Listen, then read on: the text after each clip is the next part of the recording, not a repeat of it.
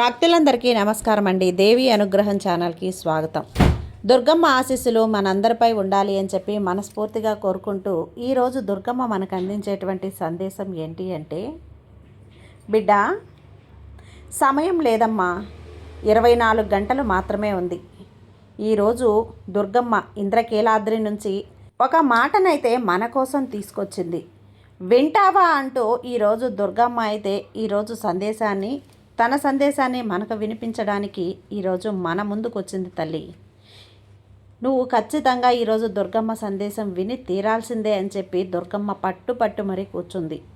కాబట్టి ఈరోజు అమ్మవారి సందేశం వినే ముందుగా ఒక్కసారి మన ఛానల్ని ఫస్ట్ టైం చూస్తూ ఉన్నట్లయితే ప్లీజ్ సబ్స్క్రైబ్ చేసుకోండి ఫ్రెండ్స్. వీడియో నచ్చితే కనుక లైక్ చేసి సపోర్ట్ చేయండి.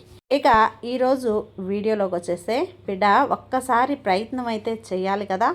కాబట్టి నేను చెప్పే ఈ సందేశాన్ని 2 నిమిషాలు విని చూడు, వినే ప్రయత్నం చేయి. బిడ్డ, ఈరోజు దుర్గమ్మగా నేను నీతో ఒక మాట చెప్పాలని ఇంద్రకీలాద్రి నుంచి వచ్చాను. అదేంటో తెలుసా? నువ్వు అవసరం ఉన్న చోట, అవసరం లేని చోట అతిగా నువ్వు మాట్లాడుతున్నావు. అలా మాట్లాడి అవసరం లేని చోట తలదూర్చి ఇబ్బందులు పాలవుతున్నావు. నీ విలువను నువ్వే పోగొట్టుకుంటున్నావు, నీ మర్యాదను నువ్వే పోగొట్టుకుంటున్నావు. దానివల్ల నువ్వు ఎంతో బాధపడుతున్నావు. అదే కారణంగా ఈరోజు నీకు ఈ దుర్గమ్మగా ఇంద్రకీలాద్రి నుంచి వచ్చి నీతో ఒక మాట చెప్పడానికి వచ్చానమ్మా.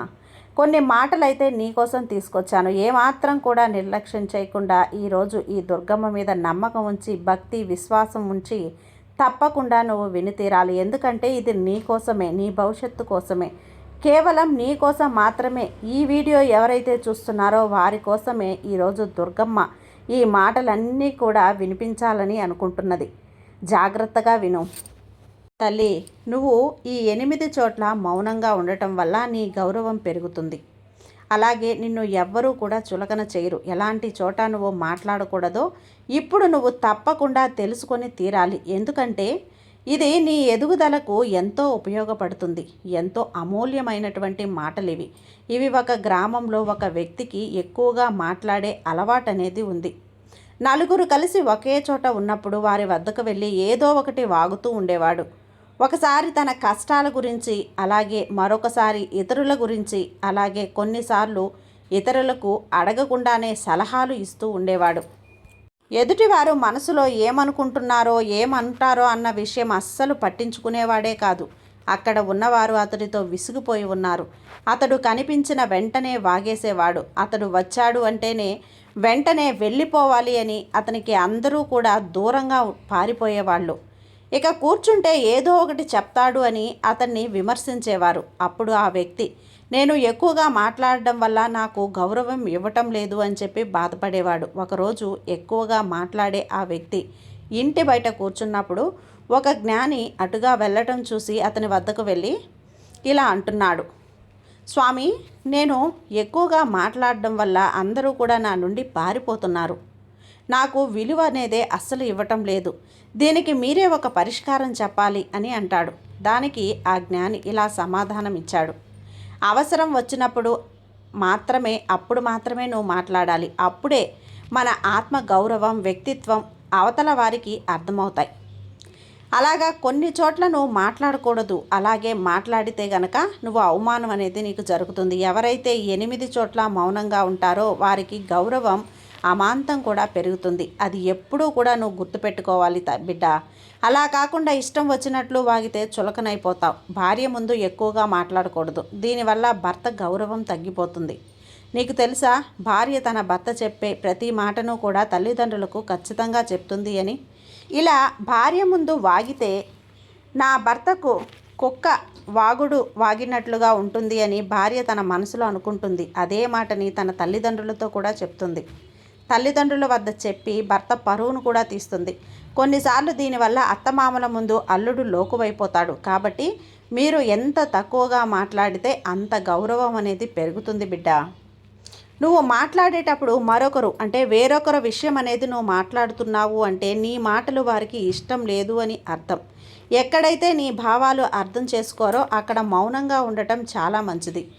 ఎందుకంటే కొన్నిసార్లు మన సమస్యలను మనం అడగకుండానే ఇతరులకు చెప్పడం ప్రారంభించేస్తాం. నువ్వు కూడా అలానే చేస్తున్నావు. నీ మాటలు అవతల వ్యక్తికి భారంగా అనిపిస్తున్నాయి. ఎందుకంటే ఎదుటివారు నీ సమస్యల గురించి తెలుసుకోవటానికి ఆసక్తి చూపటం లేదు. కాబట్టి ఈ చోట నువ్వు ఖచ్చితంగా మౌనంగా ఉండాలి. కూతుర్ని లేదా ఇంటి ఆడపిల్లను ఇచ్చిన చోట మౌనంగా ఉండాలి. ఎందుకంటే ఆడపిల్ల అత్తవారింటిని వదిలి పుట్టింటికి వస్తే సమాజంలో గౌరవం అనేది ఉండదు. ఆడపిల్ల పుట్టింట్లో ఉంటే పుట్టింటి వారికి గౌరవం కూడా ఉండదు. అందుకనే నీకన్నా పై స్థాయిలో ఉన్నవారితో గట్టిగా మాట్లాడకూడదు. నువ్వు ఉన్న స్థలం నీకు అనుకూలంగా లేనప్పుడు, వేరే వాళ్లకు అనుకూలంగా ఉన్నప్పుడు గట్టిగా అసలు మాట్లాడకూడదు. ఒకవేళ అలా మాట్లాడితే కనుక నువ్వు ప్రమాదంలో పడిపోతావు. కాబట్టి ఇక్కడ కూడా నువ్వు మౌనం అన్నది వహించాలి తల్లి. స్నేహితుల వద్ద ఎక్కువగా నువ్వు మాట్లాడొద్దు. నీకు తెలుసా, ఎక్కువగా మాట్లాడితే కనుక ఆ వ్యక్తి కొన్ని మాటల తర్వాత తన బాధను, తన లోపాలను చెప్పుకోవటం అనేది ప్రారంభిస్తాడు.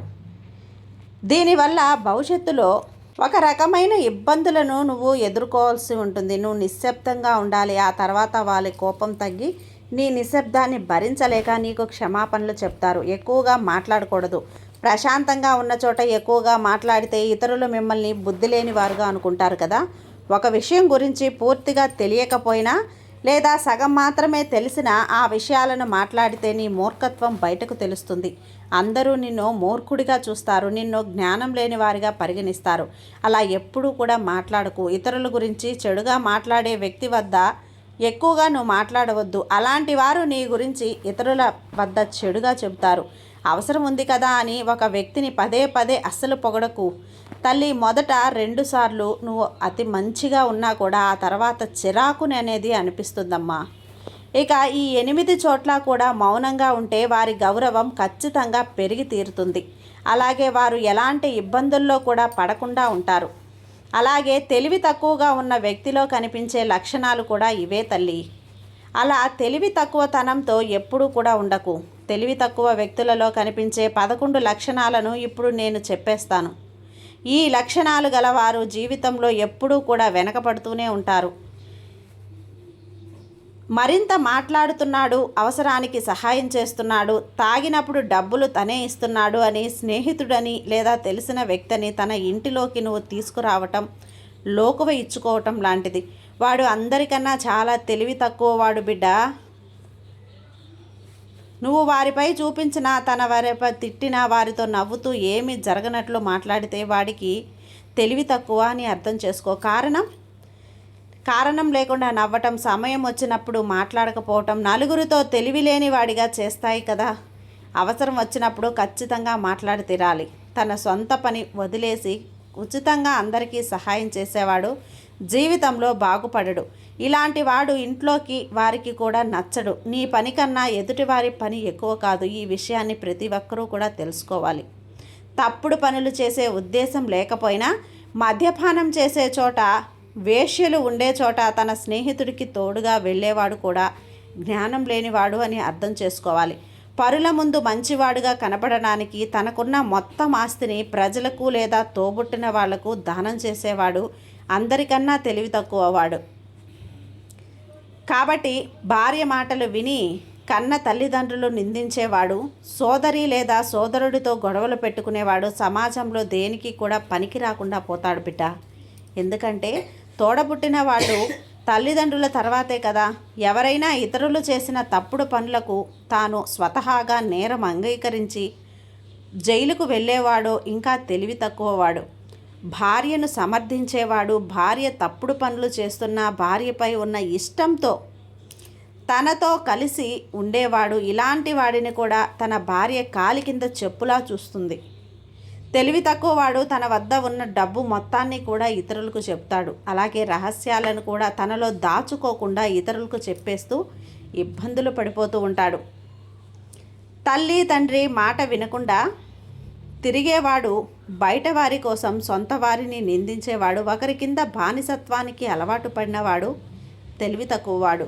అలాగే ఎక్కువగా మాట్లాడే తల్లిని, భార్యను ఒక్కో చోట ఉంచి వారు తల్లి కూతురులా కలిసి ఉండాలి అని అనుకునేవాడు జీవితాంతం భ్రమలోనే బ్రతుకుతాడు బిడ్డ. విన్నావు కదా. ఈరోజు దుర్గమ్మ తన మాటగా ఈరోజు మనందరికీ కూడా అందించింది. ఇవే చెప్పి పంపింది. ఎందుకంటే ఇన్ని చోట్ల నువ్వు అతిగా మాట్లాడుతున్నావు, అనవసరమైన విషయాల్లో తలదూరుస్తున్నావు, దానివల్ల ఇబ్బంది పడుతున్నావు, ఎదుటివారి చులకన అవుతున్నావు. ఎప్పుడు కూడా అలా ఉండకు, నీ ప్రవర్తన నువ్వు మార్చుకో. అలాగే తెలివి తక్కువతనంగా కూడా నువ్వు నీ స్థాయికి మించి, నీ తాహతకు మించి సహాయాలు చేసి ఇబ్బందులు పడుతూ ఉన్నావు. అలాగే కొన్ని నువ్వు మూర్ఖపు పనులు కూడా చేస్తున్నావు. వీటన్నిటినీ కూడా వదిలేసి ఒక తెలివివంతునిగా జీవితంలో నువ్వు ఎంతో ఎత్తుకు ఎదగాలని ఈరోజు దుర్గమ్మ కోరుకుంటుంది. నీతో పాటు నేను కూడా, అంటే ఈ దుర్గమ్మని కూడా కోరుకుంటున్నాను. నా ఆశీస్సులు ఎప్పుడూ నీకుంటాయమ్మా. నీకు తెలుసో తెలియకో నువ్వు ఏదైనా తప్పులు పొరపాట్లు చేస్తూ ఉంటే, చెడు దారిలో వెళ్తూ ఉంటే దారి మళ్లించడానికి దుర్గమ్మని నేనున్నాను కదా, భయపడకు. నీకు తోడుగా ఎప్పుడూ నేనుంటాను. ఖచ్చితంగా నీకు పనులన్నింటిలో కూడా విజయాన్ని నీకు అందించేదానికి ఈ విజయ దేవతగా ఈ దుర్గమ్మ నీకు ఎప్పుడూ ఉంటాను తల్లి. ఈ దుర్గమ్మ, కనకదుర్గమ్మ ఆశీస్సులు నీపై ఎప్పుడుగా ఉంటాయి బిడ్డ. సంతోషంగా ఉండు. సర్వేజన సుఖినో భవంతు. జై దుర్గమ్మ.